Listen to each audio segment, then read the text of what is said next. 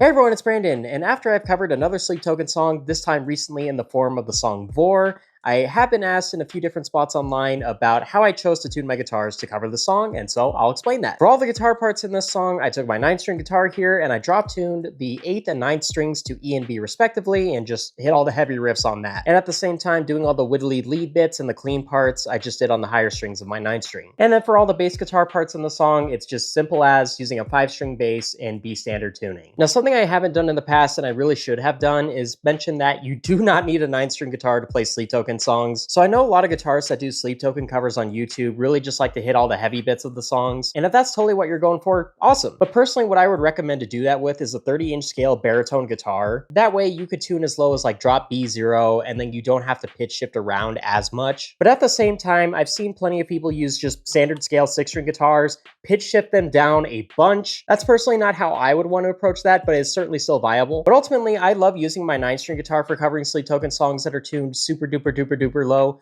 just because, one, I can have a full range of access to the other high notes of the instrument if I want to come up with some other interesting clean parts or whatnot. But second to that, it's a 9-string guitar, and I find it hilarious whenever I get to use this in a video in any fashion.